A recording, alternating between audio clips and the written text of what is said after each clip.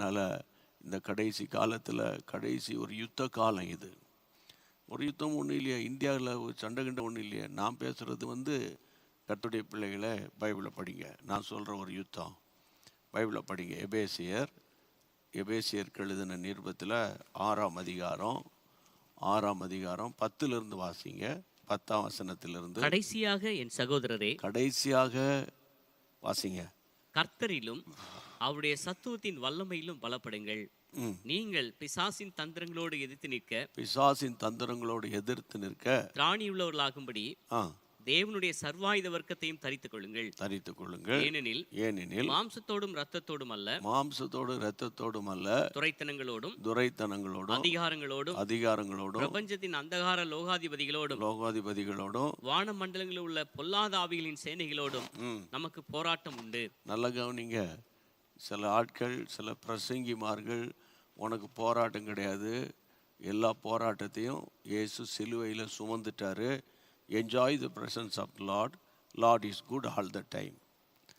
ஆமாம், lord is பேடுன்னு யாரும் சொல்லவே இல்லை, புரிஞ்சுக்கணும். இப்போ பவுல் எழுதுறாரு, உனக்கு போராட்டம் இருக்குதுன்னு எழுதுறாரா இல்லைன்னு எழுதுறாரா? போராட்டம் உண்டு. யாரோடு போராட்டம் உண்டு, யாரோடு போராட்டம் இல்லை? இந்த செய்தி உங்களுக்கு சொல்கிறேன். யாரோடு உங்களுக்கு எனக்கும் போராட்டம் உண்டு, யாரோடு உங்களுக்கு எனக்கும் போராட்டம் இல்லை. யாரோடு இல்லைன்றதை முதல்ல படிப்போம்.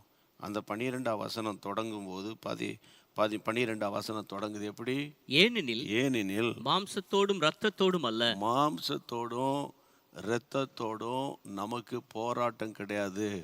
கர்த்தருடைய பிள்ளைகளே, நமக்கு ஃப்ளஷ் அண்ட் பிளட், இதோடு போராட்டம் கிடையாது. ஃப்ளஷ் பிளட் யாரு? மனிதர்களோடு நமக்கு போராட்டம் கிடையாது. ஆமாம், அவர்கள் கிறிஸ்தவர்களோ, அவர்கள் வேறு எந்த மதத்தை சார்ந்தவர்களோ, நல்லா புரிஞ்சுக்கோங்க, மனிதர்களோடு நமக்கு போராட்டமே இல்லை. மனிதர்களோடு நமக்கு போராட்டம் கிடையாது. ஏன்னா மனிதர்கள் கர்த்தருடைய பிள்ளைகள், கர்த்தரால் உருவாக்கப்பட்டவர்கள். மனிதர்களால் போராட்டம் கிடையாது. அதை நீங்கள் நல்லா புரிஞ்சுக்கணும். அப்போது உங்கள் வீட்டில் ஒரே போராட்டமாக இருக்குது. உங்கள் மூத்த மகனால் இருக்கலாம், குடிகார புருஷன்னா அவனால் தாண்டா போராட்டம், அவன் குடியை விட்டுட்டானா என் வீடு நல்ல சமாதானம் ஆயிரும் சொல்லுவான். ஆனால் உண்மை என்ன தெரியுமா? அந்த குடிகாரனுக்கு பின்னால் கிரியை செய்கிற ஆவி, அந்த மாமியாருக்கு பின்னால் கிரியை செய்கிற ஆவி, அந்த மருமகனுக்கு பின்னால் கிரியை செய்கிற ஆவி, அந்த ஆவியை துரத்தாமல் நீங்கள் ஒருத்தர் குறை சொல்லிக்கிட்டே கடந்தீங்கன்னா உங்களுக்கு ஒரு குரூப்பு சப்போர்ட் பண்ணும், அவங்களுக்கு ஆப்போனண்ட் பார்ட்டிக்கு ஒரு குரூப்பு சப்போர்ட் பண்ணும். ஆனால் ஒன்று சொல்கிறேன், சப்போர்ட் பண்ணுற ஆள்லாம் ஒரு கட்டத்தில் போயிடுவாங்க. நீங்களும் உங்கள் குடும்பம் தான் கஷ்டப்படுவீங்க. உங்கள் குடும்பம் தான் கஷ்டப்படும். அதை மட்டும் நீங்கள் புரிஞ்சுக்கணும். அப்போ பிசாசின் தந்திரங்களை நீங்கள் கண்டுபிடிக்கணும். இந்த நாட்களில் கர்த்தருக்கு மகிமை உண்டாகட்டும். மாம்சத்தோடு இரத்தத்தோடும் அல்ல. 12ஆம் வசனம், துரைத்தனங்கள், அதிகாரங்கள், பிரபஞ்சத்தின் அந்தகார லோகாதிபதிகளோடு. துரைத்தனங்கள் கர்த்தருடைய பிள்ளைகளை, அதாவது துரைத்தனம் பண்ணுறதுன்னு என்னன்னு கேட்டால், சும்மாவே அது இதுன்னு சொல்லி தவறான குற்றச்சாட்டுகளை நம்மேல கொண்டு வருகிற ஆவி. துரைத்தனம் பண்ணுறது. நீங்கள் ஒரு தவறு பண்ணியிருக்க மாட்டீங்க, ஒரு தவறான வார்த்தை பேசியிருக்க மாட்டீங்க, புரியுதா? அவனே வழியை சண்டைக்கு வருவாங்க. இது துரைத்தனம் பண்ணுகிற ஆவி. இந்த நாட்களில் சபைகளுக்கு விரோதமாக அப்படி தான். இங்கே பாருங்கள், நீங்கள் ஆலயத்தில் அழகாக பாடி ஆராதிப்பீங்க, சும்மா சத்தத்தை அதை குறைம்பான். ஊரெல்லாம் லவுட் ஸ்பீக்கரை வச்சு போட்டு பண்ணிக்கிட்டு கிடப்பாங்க, அவங்கள யாரும் கண்டுக்கிட மாட்டாங்க, புரியுதா? துரைத்தனம் பண்ணுகிற ஆவி. அது 2வது என்ன போட்டிருக்கு? 1 துரைத்தனம், 2வது அதிகாரங்களோடும். அந்த வசனத்தை படிங்க. அந்த வசனத்தை, அதிகாரங்கள். இப்போ எனக்கு ஒரு கையில் எனக்கு சில அதிகாரங்கள் இருந்தால் அந்த அதிகாரத்தை வச்சு நான் ஆளுகை பண்ணுறது, அந்த அதிகாரத்தை வச்சு மிரட்டுறது. நான் யார் தெரியுமா? நான் என் படை பலம் தெரியுமா? என் பின்புலம் உனக்கு தெரியுமா? அப்படின்னு அதிகாரிகளை வைத்து அதிகாரத்தை பயன்படுத்துறது. அதிகார துஷ்பிரயோகம் அதுக்கு பேர். நல்லா கவனிக்கணும். அதிகாரங்கள். மூணாவது என்னது? மூணாவது பிரபஞ்சத்தின் அந்தகார லோகாதிபதிகளோடும். இப்பிரபஞ்சத்தின் இந்த உலகம் முழுவதும் அந்தகாரம். பிரபஞ்சனா உலகம், அந்தகாரம்னா டார்க்னஸ், இருளின் ஆதிக்கங்கள் நம்மை சுற்றிலும். நல்லா புரிஞ்சுக்கோங்க ஐயா, அம்மா, சகோதரனே, உங்களை சுற்றிலும் பரலோகம் கிடையாது, சரியா? உங்களை சுற்றிலும் இருளின் ஆதிக்கங்கள் நிரம்பி இருக்குது. ஒவ்வொரு எல்லைக்கு ஒரு எல்லை பிசாசுகள் இருக்குது, புரியுதா? அவைகள் நமக்கு விரோதமா போராட ஆரம்பிக்கும்.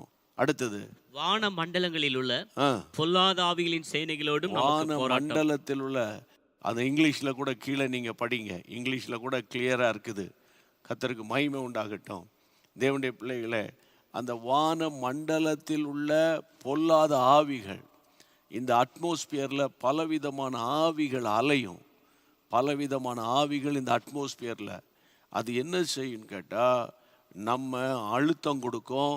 நம்முடைய ஜபங்கள் மேலே போகாதபடி, பரலோகத்துக்கு போகாதபடி நம்மை தடை பண்ணும். அப்போது இதெல்லாம் யாருக்கு புரியும்னா, ஸ்பிரிச்சுவல் வார்ஃபேரை படித்த ஊழியக்காரங்களுக்கு தான் புரியும். ஸ்பிரிச்சுவல் வார்ஃபேரை படிக்காத சில ஊழியக்காரங்க இருக்கிறாங்க. அவங்களுக்கெல்லாம் ஒன்றும் இல்லை, உனக்கு சாப்பாடு கிடைக்கும், உனக்கு வேலை கிடைக்கும், உனக்கு துணி கிடைக்கும், காரு கிடைக்கும், பங்களா கிடைக்கும். இதையே உலகத்துக்கு அடுத்த போதனை. ஜீசஸ் எங்கேயாவது உலகத்துக்கு அடுத்த போதனைகள் சொல்லி இருக்கிறாரா? நல்லா புரிஞ்சுக்கோங்க.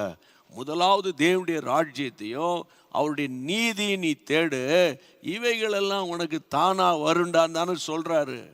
இதை விட்டுட்டு உனக்கு அது கிடைக்கும், இது கிடைக்கும், நீ 1 பவுன் நகையை கொடுத்தா உனக்கு 10 பவுன் நகையை கொடுக்கும், அதுக்குன்னு பைபிளை திறந்து வாஸ்து பொண்ணை கொண்டு வந்தாங்க, பொருளை கொண்டு வந்தாங்க, அதை கொடு இதை கொடுன்னு சொல்கிற ஆலயங்களுக்கு போவாதீங்க.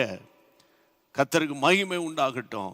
பாரத்தோடு சொல்கிறேன், கடைசி காலத்தில் இந்த வான மண்டலத்தில் உள்ள பொல்லாத ஆவிகளின் சேனைகளோடு நமக்கு ஒரு யுத்தம் உண்டு என்று சொல்லிட்டு அடுத்த வசனத்தில் என்ன வாசிக்கிறோம்? 13ஆம் வசனம். ஆகையால் தீங்கு நாளிலே அவைகளை நீங்கள் எதிர்க்கவும். பார்த்தீங்களா? தீங்கு காலம், இது ஒரு தீங்கு காலம். தீங்கு நாளிலே, தீங்கு நாட்கள் வரும்போது அவைகளை எதிர்க்கணும். எதிர்க்கிற வல்லம் உங்ககிட்ட இருக்கா பாருங்க. தீங்கு காலம் வரும், தீமையான காலம் வரும். எப்பவுமே கம்ஃபர்ட் ஜோன்ல இருக்கவும் முடியாது. நம்ம உலகத்தில் தானே வாழ்கிறோம். இயேசு கிறிஸ்துவை பார்த்து சொன்னாங்களே, நீ தச்சன் மகன் அல்லவா, உன் பிரதர்ஸ்லாம் என் கூட கிடக்கானுங்க.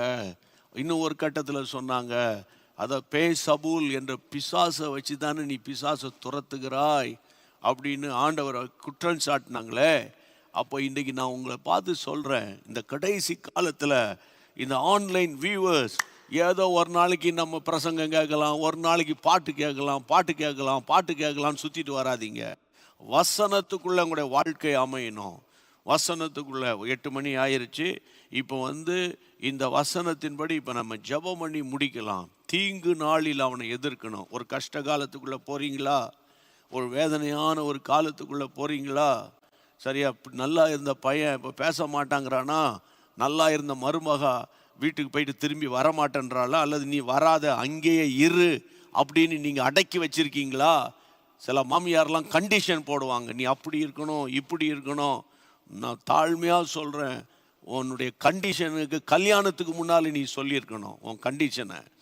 கல்யாணத்துக்கு பிறகு நிறைய பிள்ளைகளை வாழ விடுறதில்ல. அது ஆண்கள் பக்கமும் சரி, பெண்கள் பக்கமும் சரி. பாரத்தோடு சொல்கிறேன், இது பிசாசினுடைய தந்திரமே தவிர வேறு ஒன்றுமே இல்லை. கேட்டுக்கிட்டு இருக்கீங்களே, உங்களுக்கு தான் நான் பேசிக்கிட்டு இருக்கிறேன். ஆமேன். இப்பொழுதே ஒப்பு கொடுத்து ஜெபம் பண்ணுவோம். கண்களை மூடி ஆமேன், கைகளை உயர்த்துங்க. ஆண்டவரே, இந்த நாட்களில் ஆண்டவர் எபேசியர் 10 முதல் 12 வசனங்களை சபையார் படிக்கணும், விசுவாசிகள் படிக்கணும். அந்த பொல்லாத ஆவிகளின் சேனைகளை எதிர்க்கணும். கர்த்தர் உதவி செய்யணும். உங்களுடைய கைகளை ஒப்பு கொடுத்து ஜெபிக்கிறோம். கர்த்தர் பொறுப்பெடுத்து கொள்ளுங்கப்பா. இந்த மிஷினரி நாளில், மிஷினரிகளுக்காக ஜெபிக்க வேண்டிய நாட்களில் கர்த்தாவே, நீர் பாராட்டின இந்த கிருபைக்காக ஸ்தோத்திரம். உம்முடைய பரிசுத்த நாம மகிமைப்படட்டும். யார் யார் கைகளை உயர்த்தி என்னோடு சேர்ந்து ஜெபிக்கிறார்களோ அவர்கள் வீட்டில் ஒரு ஒப்புரவாக்குதல் ஊழியம் நடைபெறட்டும். ஒரு ஒப்புரவாக்குதல் ஊழியம் நடைபெறட்டும். தேவ சமாதானம் வீட்டுக்குள்ளே வரட்டும். இந்த ஜெபத்தை கேட்டபடியால் ஸ்தோத்திரம் பண்ணுங்க, ஸ்தோத்திரம் பண்ணுங்க, ஸ்தோத்திரம், ஸ்தோத்திரம், ஸ்தோத்திரம். செய்கிறவர்களை நாங்கள் உற்சாகப்படுத்துகிறோம். குறிப்பாக சுவிசேஷ ஊழியம் ரிட்டையர்டான அம்மா ஐயா எல்லாத்தையும் முடிச்சுட்டேன், கல்யாணம் பண்ணி கொடுத்துட்டேன், இல்லை பிள்ளைகளை பார்த்துட்டேன், இனி என்னத்தை அப்படின்னாதீங்க. ஆமாம், வெறுங்கையாக பரலோகத்துக்கு போகக்கூடாது, கர்த்தருடைய ராஜ்யத்தை கட்டணும். ஆமாம், நீங்கள் கேட்ட பிரசங்கத்துக்கு நீங்கள் இன்னும் பாலையே குடிச்சிட்டு இருக்கக்கூடாது.